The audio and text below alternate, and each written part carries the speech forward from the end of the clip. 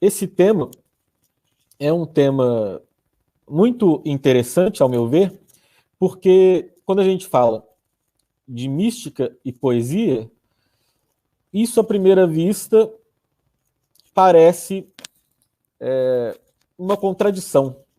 Essas palavras parecem indicar conceitos contraditórios, né? Por quê? Poesia, minha definição de poesia, é a arte das palavras, a arte de causar deleite, de causar esse prazer estético com as palavras, né? A literatura faz isso, mas a literatura de prosa tem a tendência a fazer isso mais a partir da história que ela conta, enquanto a poesia se concentra mais no uso das palavras mesmo, na linguagem, né? Então, é justamente essa arte de usar as palavras de um modo que isso cause deleite. Enquanto a mística, né, essa palavra no seu sentido tradicional, diz respeito àquelas experiências que, por definição, estão para além da linguagem, que são inefáveis, né?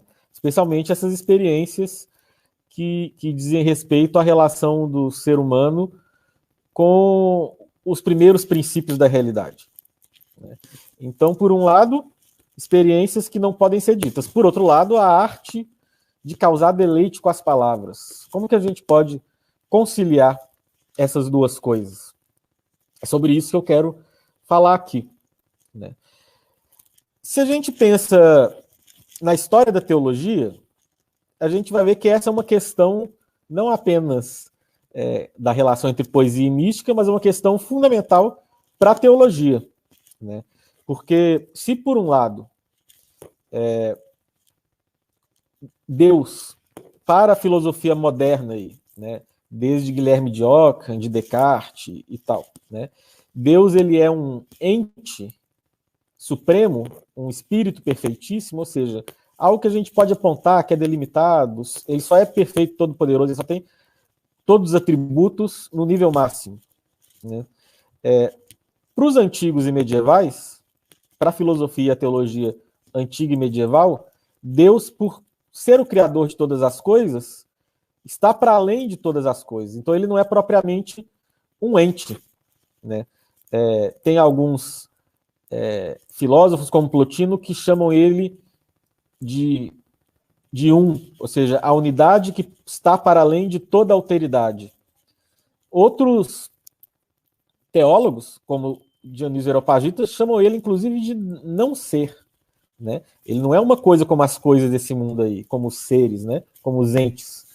E São Tomás de Aquino também, nessa linha, fala que Deus é o ser, mas não é um ente, né? Ele não é uma coisa que a gente pode apontar, mas ele é o próprio ser em toda a sua plenitude. Isso significa que quando a gente faz uma teologia afirmativa, eu estou usando aqui os termos e conceitos do pseudo Dionísio Areopagita, né? Esse teólogo aí, a gente não sabe direito a época dele, entre o século V e o VII, né?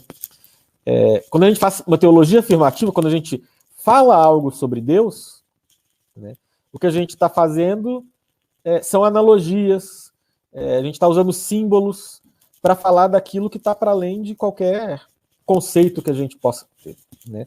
Então, para o pseudo Dionísio Areopagita, e essa tradição vai chegar até Santo Tomás de Aquino, a teologia afirmativa ela deve ser corrigida por uma teologia negativa. O que uma teologia negativa faz? Ela fala sobre Deus, dizendo que ele não é. Ela nega os atributos que a teologia afirmativa deu, né, empregou para falar de Deus. Ela nega.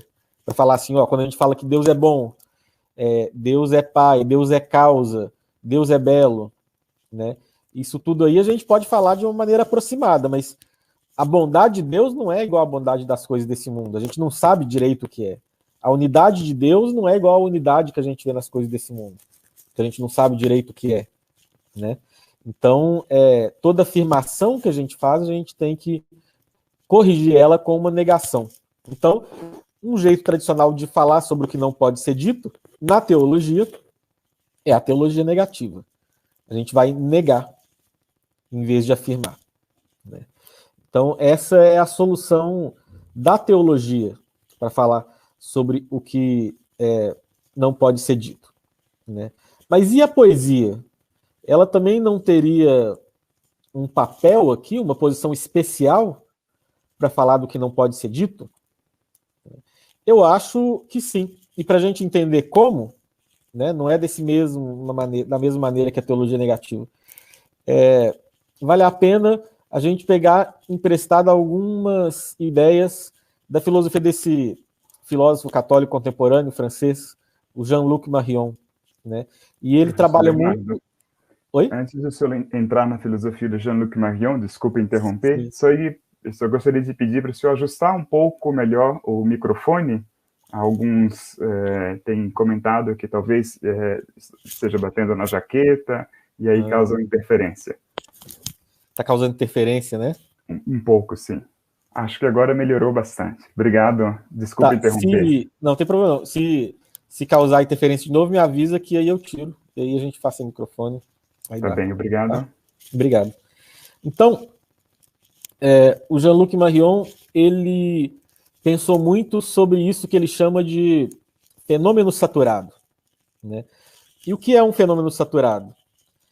São esses fenômenos que eles se dão de um modo tão intenso, eles trazem para a consciência humana uma intuição tão forte que nenhum conceito, nenhuma significação criada pela gente é capaz de dar conta dele, né? É um excesso de intuição, é um fenômeno que traz um excesso de intuição para a nossa mente e, portanto, os conceitos não conseguem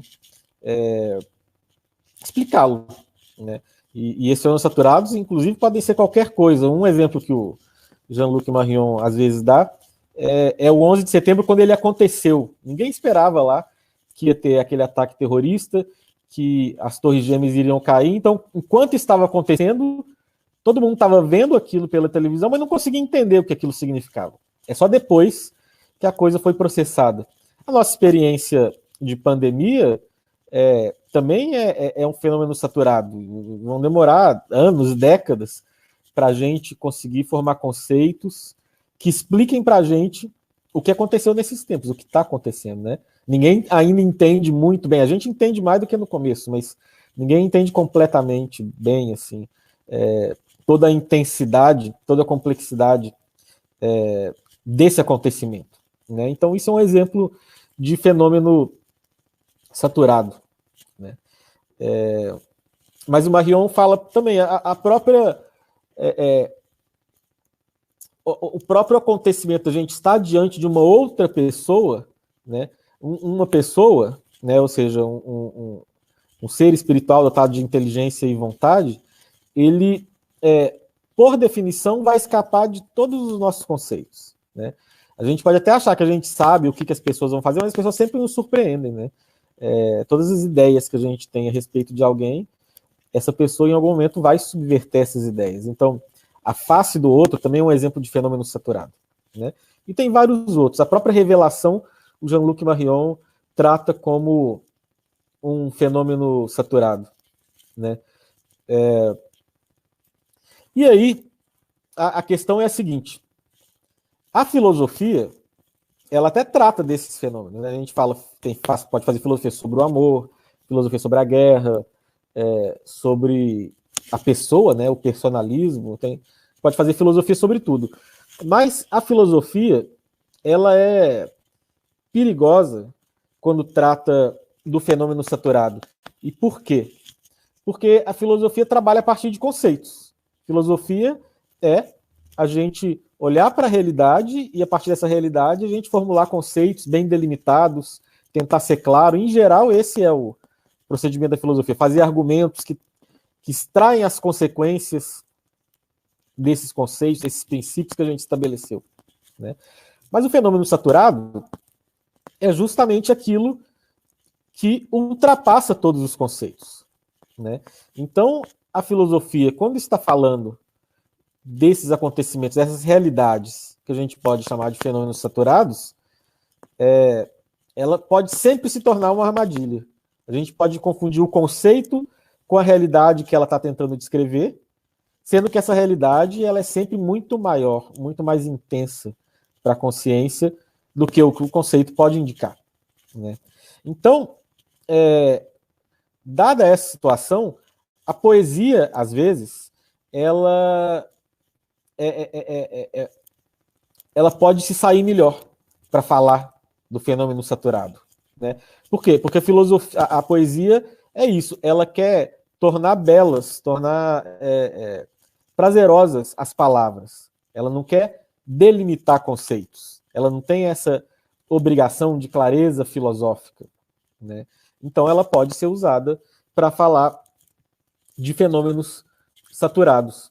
E mais ainda, né, a poesia quer causar o deleite com a linguagem. Se ela tenta falar sobre as coisas que não podem ser ditas, né,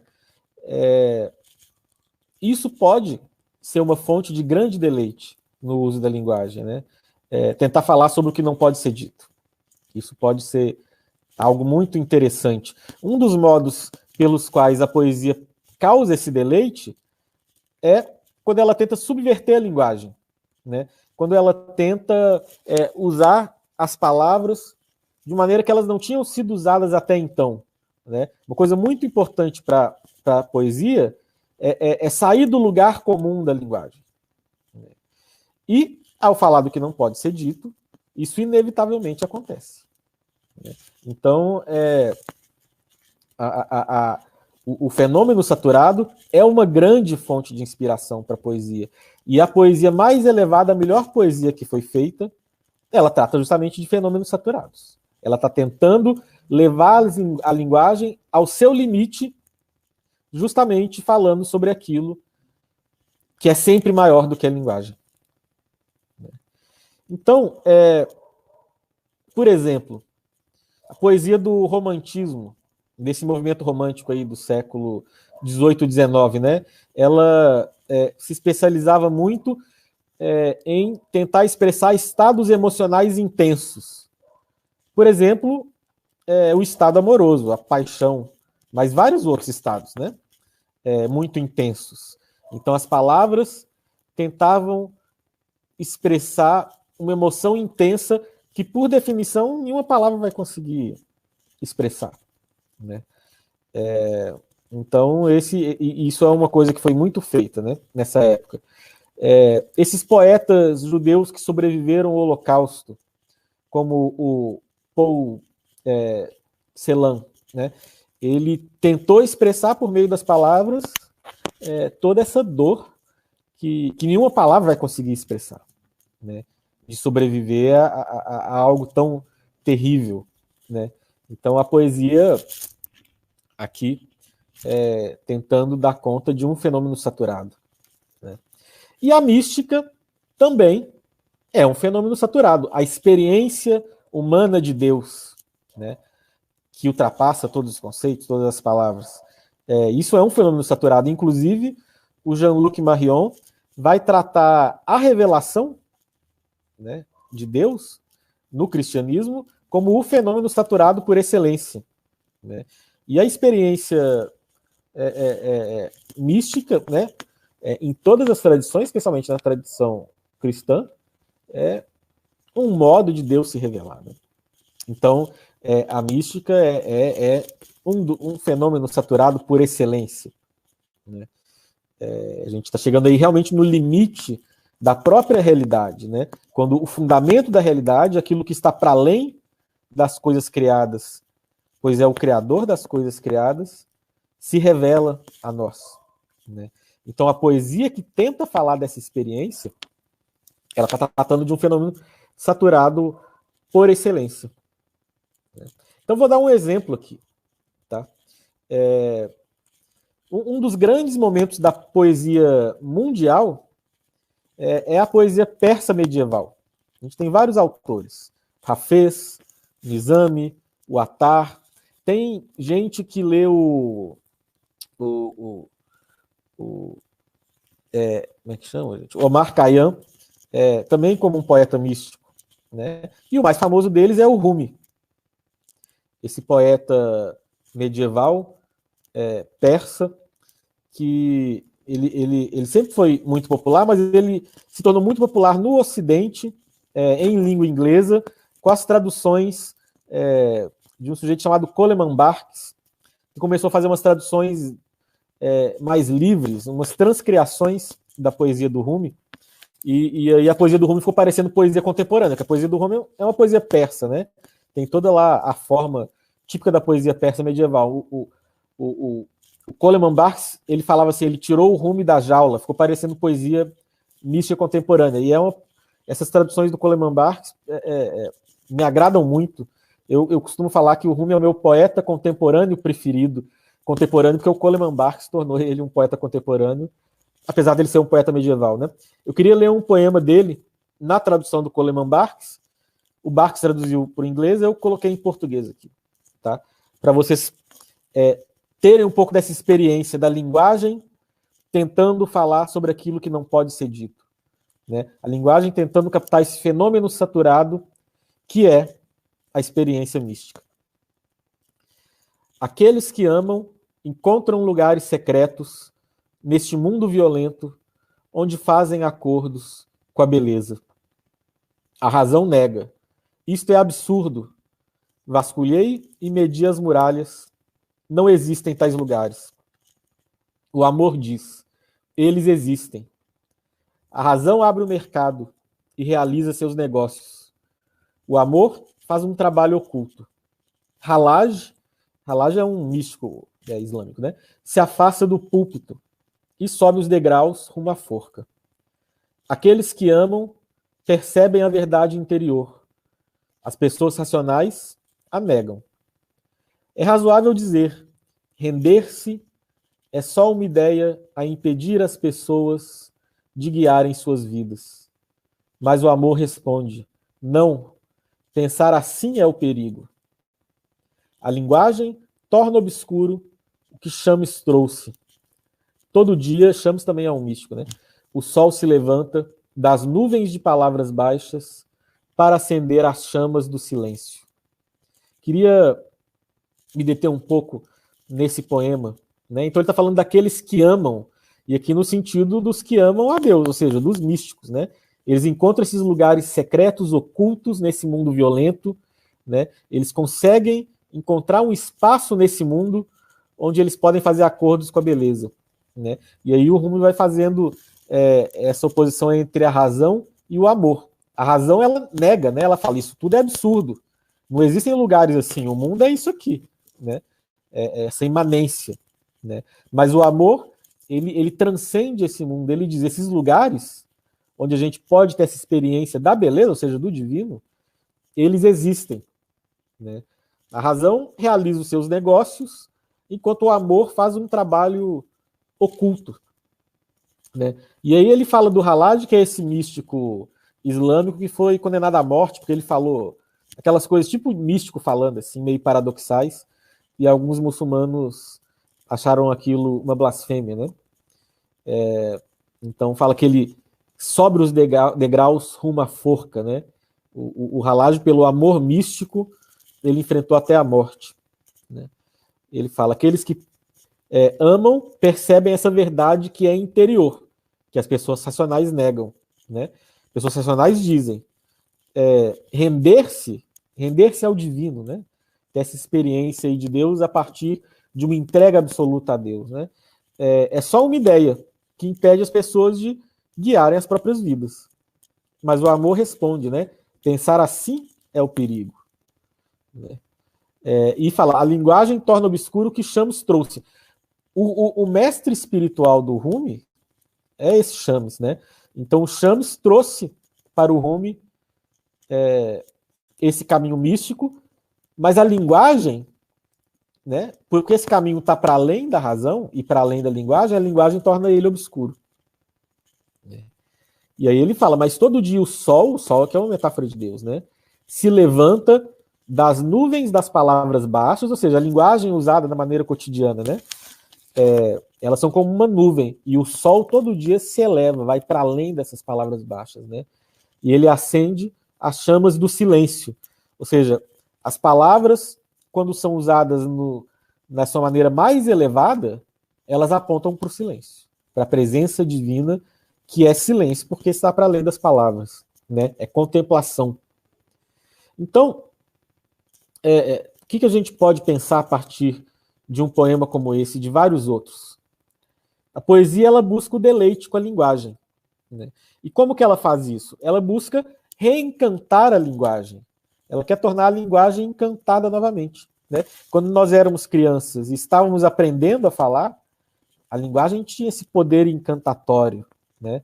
Ela era um grande deleite para a gente, porque nós não estávamos acostumados com ela, e ela nos espantava, ela parecia mágica para a gente não sabe, não se acostumou com o poder dela ainda, então ela tem esse ar mágico, né? A poesia volta, ela busca fazer a linguagem voltar a ter esse poder mágico que ela tinha para a gente na infância, né? É um reencantamento da linguagem, então a gente pode definir a poesia assim, né? Como um reencantamento da linguagem. E ela pode fazer isso de duas formas. Ela pode ser um jogo linguístico, ou seja, ela pode ser uma linguagem encantada só pelo modo como a linguagem está sendo usada, né? Então, vai ser um jogo linguístico. Tem muitos poetas que fazem isso, bons poetas, né? Mas essa, para mim, não é a melhor poesia. Eu acho que a poesia, ela consegue ser ainda, apesar de ser interessante, tem muitos poetas bons que fazem isso, mas ela consegue ser ainda mais interessante quando, para ela se tornar encantada novamente, ela, pelo seu poder, pelo poder que as palavras têm, ela consegue fazer com que o mundo se torne encantado novamente para nós, né? A poesia mais poderosa é aquela que é um reencantamento da linguagem, porque ela promove um reencantamento do mundo, né? Nós também, quando éramos crianças, experimentávamos o mundo assim, né? Com assombro, com admiração. O mundo para nós é mágico, né? A gente vê as coisas, tem as experiências quando a gente é criança, e elas parecem sempre apontar para algo além, né? E a poesia tem o poder de nos levar novamente a esse assombro, a esse encantamento, né? Então, quando a poesia reencanta o mundo, ela é mais poderosa. Mas ainda tem um terceiro nível, para mim, o nível dos poetas que não falam apenas, que não apenas fazem um jogo linguístico, que não falam apenas do mundo, mas que falam sobre aquilo que está para além do mundo, né? Esses são os poetas místicos, que falam sobre o absoluto, né? Sobre os princípios últimos da realidade. E é difícil fazer isso e ficar bom, né? Fazer poesia já é difícil. Fazer poesia sobre os princípios últimos da realidade, então é muito difícil, né? Mas os poetas que conseguiram, para mim, e quando a gente vê, eles são alguns dos maiores poetas que a humanidade já teve, né?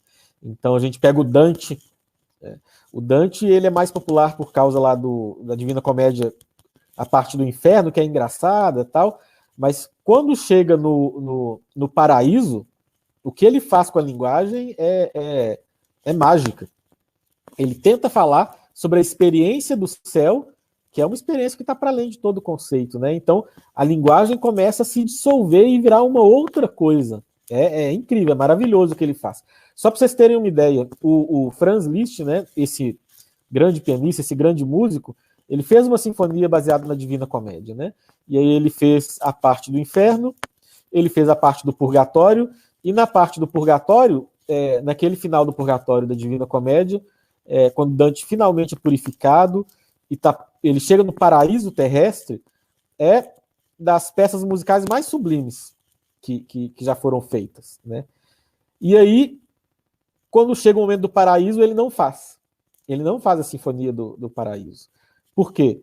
Está para além das possibilidades dele, né? O silêncio reflete mais essa experiência que Dante descreveu no seu poema sobre o paraíso do que a música. Ou seja, o Liszt, que é um dos grandes compositores da humanidade, ele não conseguiu fazer uma música sobre o paraíso, mas Dante conseguiu fazer um poema, né? Então, vocês verem a grandeza Dante é, com certeza, um dos maiores poetas de todos os tempos. Mas tem outros também, né? O próprio Rumi, que eu falei aqui, que é o maior dos poetas persas. São João da Cruz, que é um dos grandes poetas espanhóis do século de ouro. Tantos outros, né? No Brasil, por exemplo, Murilo Mendes e Jorge de Lima são grandes poetas também que tentaram falar sobre essas experiências com o absoluto, né? Então, eu queria dar aqui um exemplo de São João da Cruz também, só uns trechos mesmo, né? O São João da Cruz, ele tem uns versos nas coplas feitas sobre o êxtase de alta contemplação, né? Que ele fala assim: eu não sabia onde entrava, porém, quando ali me vi, ignorando onde estava, grandes coisas entendi.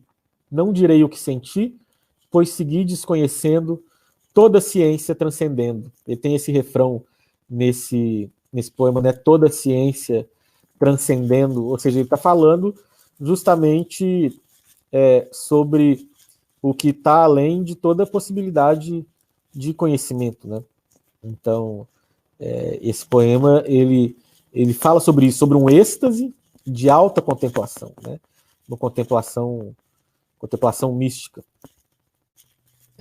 E vários dos poemas dele, ele está fazendo isso, né?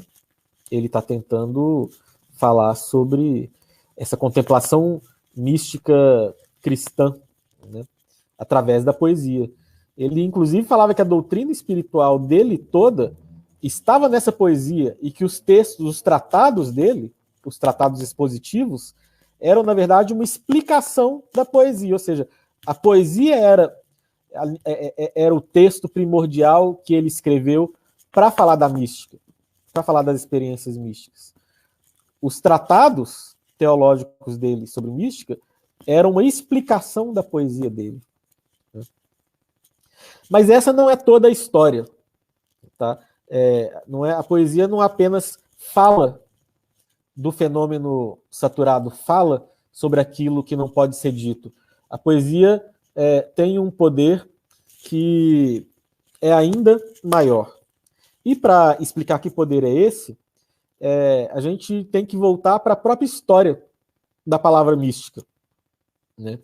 Então, a palavra mística, como eu falei, vem do verbo mio, que significa se calar, mas essa palavra mistikos, em grego, ela dizia respeito a esses ritos iniciáticos, o que a gente chama de religiões de mistério, né? Eram ritos que as pessoas faziam, que traziam uma iniciação para elas, no paganismo grego, né? E é iniciático porque as pessoas não podiam falar o que aconteceu durante esses ritos. Era um segredo. Elas tinham que se calar sobre isso. Daí o verbo mio, daí o adjetivo místicos, né? Então, místico, a gente poderia até traduzir por iniciático. Por exemplo, na Grécia tinha os mistérios de Eleusis, né? Eleusis era uma cidade lá perto de Atenas, tinha esse templo, e eles faziam esses ritos em honra à deusa Deméter e à deusa Perséfone, prometiam uma vida melhor após a morte para os iniciados, né? E ninguém podia falar. Durava vários dias e ninguém podia contar como é que era, né? Então era místico nesse sentido de iniciático, de algo a respeito do qual não se pode falar, porque tem um juramento de guardar segredo, né? Mas, com o tempo, começaram a usar a palavra místico para falar de sentidos mais profundos dos mitos e dos ritos, né? Então, por exemplo, quando alguém pegava um mito grego e fazia uma interpretação alegórica, né, começaram a usar essa palavra místico para falar desse sentido. Então, por exemplo, tem um místico grego, um filósofo, né, grego que teve experiências místicas, que é o filósofo que eu estudei no mestrado e no doutorado, que se chama Plotino. Ele nunca usou a palavra mística nesse sentido de experiência de Deus, tá? Porque na época dele, essa palavra não tinha esse sentido.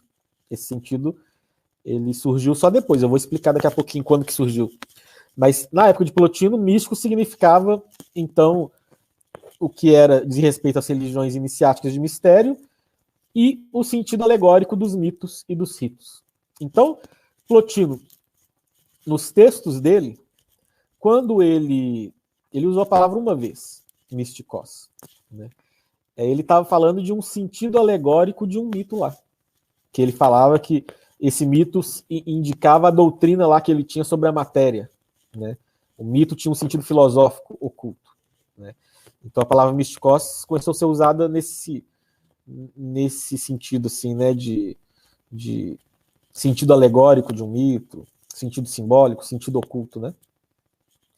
E então, os primeiros cristãos começaram a usar a palavra mística nessa acepção, né? Começaram a falar, para falar da Bíblia, tá? Então, desde Orígenes, pelo menos, mas antes também. Mas Orígenes foi o primeiro que formulou de um modo mais claro essa questão, né? Começa a se desenvolver essa doutrina dos sentidos das Escrituras, cujo ápice vai ser São Tomás de Aquino, que ele vai falar que as Escrituras têm 4 sentidos, né? O sentido literal, o sentido alegórico, né? Quando as coisas do Antigo Testamento dizem respeito às coisas do Novo Testamento, o sentido moral, né? Quando a Bíblia indica o que a gente deve fazer, como viver, e o sentido anagógico, que é quando a Bíblia fala sobre essas experiências de Deus aí, mais fortes, sobretudo as experiências que as pessoas terão, né, que a gente terá após a morte ou no fim dos tempos, ou seja, a própria visão beatífica de Deus, né? Sobre as coisas que virão ainda, né? Então, São Tomás fala desses 4 sentidos, mas tem toda uma discussão de Orígenes no século segundo, terceiro depois de Cristo, até Santo Tomás, que está no século XIII, 10 séculos, 1000 anos de discussão sobre quais são esses sentidos das Escrituras. E os primeiros cristãos gregos, eles vão falar, então, que as Escrituras têm um sentido literal e tem esse sentido mistikos. O que é esse sentido místico? Aí cada autor vai pensar do seu jeito, mas pode ser esse sentido alegórico, né? Então, quando um acontecimento, por exemplo, quando passagem dos judeus pelo Mar Morto, que o mar se abre, indica também o caminho espiritual do cristão, né? Isso pode ser um sentido místico, um sentido alegórico, né? Então, eles começam a usar assim, um sentido mais profundo, né? E alguns autores começam a falar desse sentido mais profundo, que é o sentido revelado pela Bíblia quando a gente lê ela em oração, quando a gente faz lectio divino. Então, quem vai consagrar esse sentido é esse grande, famosíssimo teólogo cristão, que a gente chama de pseudo-Dionísio Areopagita, porque a gente não sabe quem ele é, mas ele escreveu com esse pseudônimo, Dionísio Areopagita, ou seja, ele usou o pseudônimo daquele convertido por São Paulo em Atenas, quando ele foi em Atenas pregar lá no Areópago, né? Mas assim, ele não é o Dionísio, né, do Areópago. Ele é um monge, provavelmente um monge sírio do século V, VI, depois de Cristo, né? E então ele tem vários textos, a gente chama de pseudo, porque ele não é o Dionísio Areopagita. Esse pseudo Dionísio Areopagita, ele tem vários textos, e um deles chama Teologia Mística, né? Esse texto, ele é sobre o quê? Né? Então ele está falando sobre as palavras que a Bíblia usa para falar de Deus, né? E o Dionísio vai falar, olha, a gente pode falar coisas sobre Deus, mas essas coisas que a gente fala sobre Deus, a gente não está falando exatamente o que Deus é, porque Deus está para além de qualquer palavra, né? Então a teologia afirmativa, ela é sempre incompleta, e aí ele fala da teologia negativa, né? Mais exato é negar o que Deus é, né? E a teologia negativa vai corrigir a teologia afirmativa. Mas ele fala, para além da teologia negativa, existe uma teologia ainda mais profunda, que é a teologia mística. O que é a teologia mística?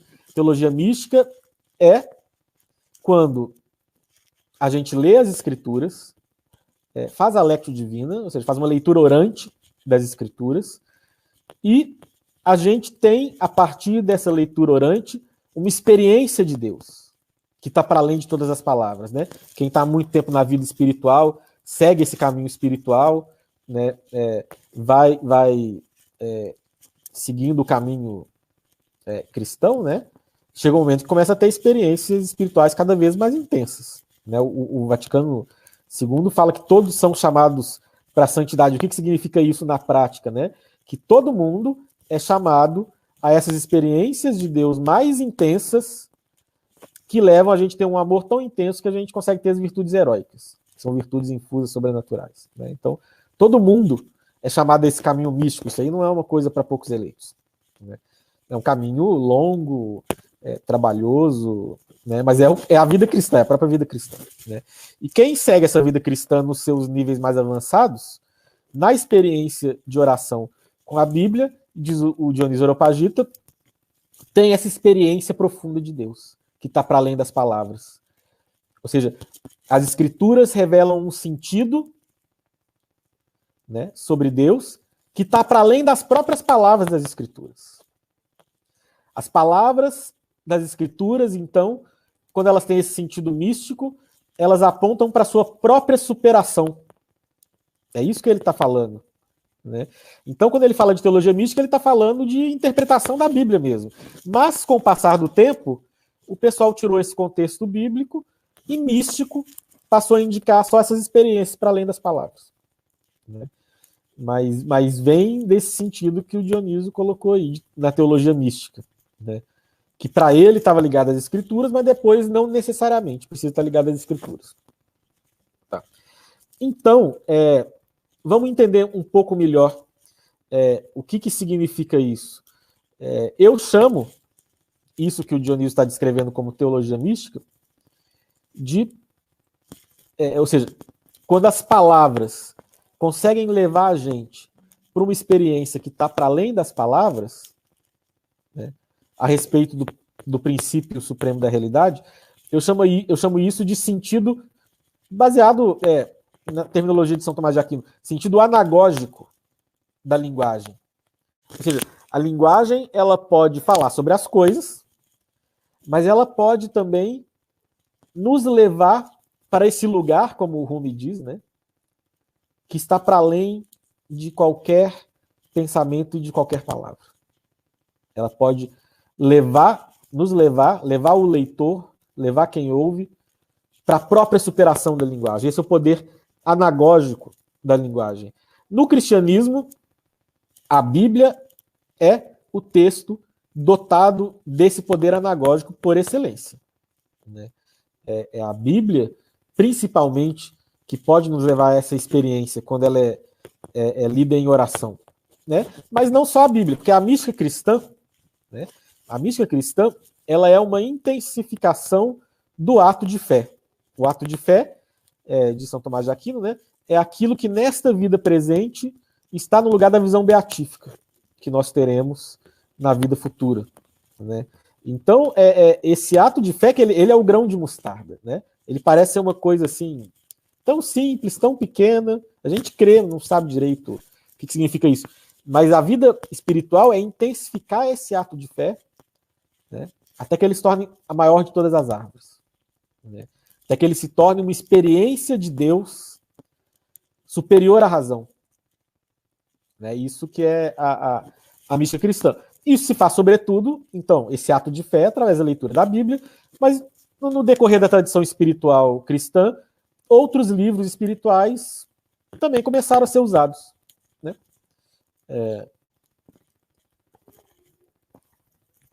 Outros livros espirituais podem nos levar ao ato de fé, né?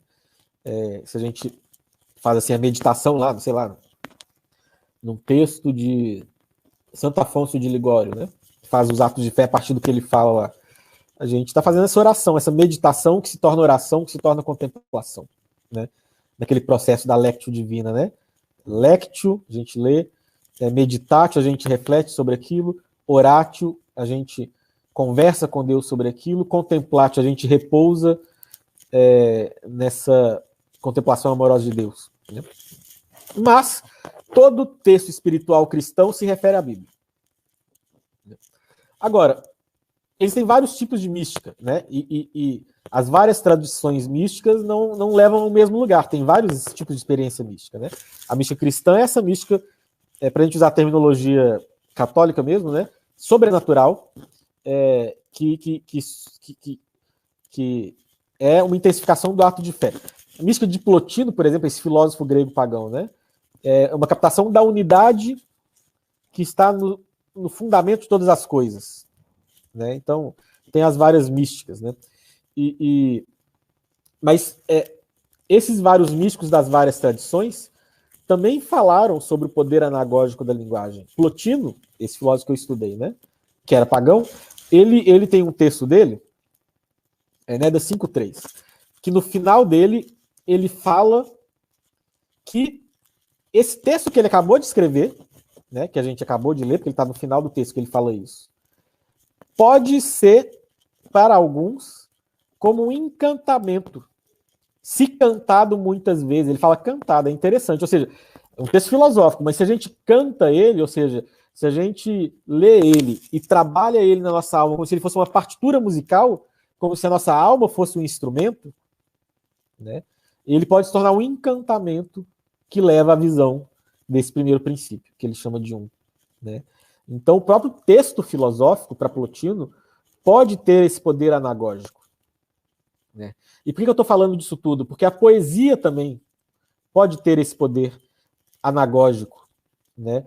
A poesia, ela pode nos afetar de uma tal forma, né, que ela nos transforma, que ela nos coloca em um outro lugar. Eu também vou pegar emprestado um outro conceito aqui do Jean-Luc Marion, adaptando ele, não exatamente do jeito que ele usa, que é de anamorfoses, que eu vou definir de um jeito bem breve e impreciso, como conformação, né? Anamorfose é quando algo nos transforma, nos coloca em um outro lugar, como se nos causasse uma metanoia, essa palavra que é cara ao cristianismo, né? Que a gente traduz por conversão, mas que num sentido mais originário significa uma expansão da nossa consciência, né? Metanoia é uma conversão porque a nossa inteligência começa a viver num mundo que é maior do que aquele mundinho pequeno no qual a gente vivia. Isso é uma anamorfose, né? Anamorfose, uma conformação do nosso ser, e a poesia tem esse poder. Ela pode tirar a gente do nosso lugar comum e nos instaurar em um novo lugar, onde a gente pode ver as coisas de uma nova forma. Um lugar onde a gente pode ver coisas que a gente não via antes, né? Então, por exemplo, quando nessa tradição agustiniana se fala de crer para compreender, eles estão falando dessa anamorfose, né? A gente tem que se colocar na posição da fé para que a mensagem cristã se torne inteligível. Não é que ela é irracional, mas é porque a razão não é essa coisa, esse mito iluminista da razão desencarnada, né? Inclusive ele foi posto em xeque, ele foi destruído aí pela filosofia contemporânea, né? Não existe uma razão desencarnada pairando no ar, né? A racionalidade humana sempre parte de uma situação concreta, né? De uma determinada conformação, né? E para a gente entender a mensagem cristã, a gente tem que ter essa anamorfose da fé. E a poesia pode fazer isso com a gente, pode nos colocar em um lugar no qual a gente não estava antes, para a gente ver coisas que a gente não via antes. Então, aquilo que eu falei, a poesia pode nos colocar em uma posição na qual a gente consiga contemplar o mundo novamente como algo encantado, no qual a gente pode redescobrir a magia do mundo, né, que as nossas preocupações do dia a dia acabam tirando. Nesse sentido, a poesia da Adélia Prado é um grande exemplo, né? Para mim, a Adélia Prado é a maior poeta viva do Brasil, homem ou mulher, né? Então, assim, mas a poesia também pode nos levar a esse lugar no qual a gente pode, tal como na leitura orante da Bíblia, receber essa experiência profunda de Deus, né? Então, São João da Cruz, quando ele fala, né, em um poema dele, para vir a saborear tudo, não queiras ter gosto em nada. Para vir a saber tudo, não queiras saber algo em nada. Para vir a possuir tudo, não queiras possuir algo em nada, né? Ele tá, isso é uma poesia, mas ela está dando instruções para a gente. E se a gente segue essas instruções, a gente pode receber essa experiência profunda de Deus, né? Então, a poesia, quando a gente lê com atenção, né? Quando a gente lê a poesia não como se fosse um texto, um simples texto, mas como se fosse uma partitura, ou seja, para usar essa imagem recorrente em Plotino, né? Essa partitura que a gente executa com a nossa própria alma, como se a alma fosse esse instrumento musical, né? Quando a gente faz isso, a poesia pode nos levar a essa experiência contemplativa. A poesia pode ser o caminho da mística. Para terminar, e para dar um exemplo bom disso, eu quero ler aqui o meu poema preferido da língua portuguesa, que é o poema do Jorge Lima, um poema até famoso, o poema do cristão, que está naquele livro Túnica Inconsútil, que para mim é um dos grandes livros de poesia e de poesia mística em português. É um livro que não foi superado, talvez, né? Que é o tempo todo apontando para o fenômeno saturado e para essa experiência cristã do mundo, que é o fenômeno saturado por excelência, para o próprio Jean-Luc Marion, né? Então, esse poema, se a gente lê ele meditativamente, se ele se transforma para nós em uma oração, se a gente tenta viver aquilo que ele está falando, numa leitura lenta, que aponta para o silêncio, né, a gente aos poucos vai tendo um pouco dessa experiência. É claro que um poema por si só não leva a gente à experiência mística. Tem toda a vida espiritual, a purificação moral, o desapego, a prática do bem e do amor, que são importantes aqui também, né? Mas o poema, ao lado dessas coisas todas, pode apontar o caminho. Eu queria ler esse poema e, lendo, eu concluo minha apresentação. Poema do cristão. Porque o sangue de Cristo jorrou sobre os meus olhos, a minha visão é universal e tem dimensões que ninguém sabe. Os milênios passados e os futuros não me aturdem, porque nasço e nascerei, porque sou uno com todas as criaturas, com todos os seres, com todas as coisas, que eu decomponho e absorvo com os sentidos e compreendo com a inteligência, transfigurada em Cristo. Tenho os movimentos alargados, sou ubíquo, estou em Deus e na matéria. Sou velhíssimo e apenas nasci ontem. Estou molhado dos limos primitivos e, ao mesmo tempo, ressoam as trombetas finais. Compreendo todas as línguas, todos os gestos, todos os signos. Tenho glóbulos de sangue das raças mais opostas. Posso enxugar com um simples aceno o choro de todos os irmãos distantes.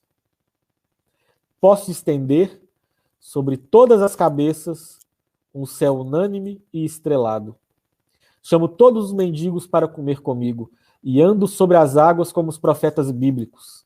Não há escuridão mais para mim. Opero transfusões de luz nos seres opacos.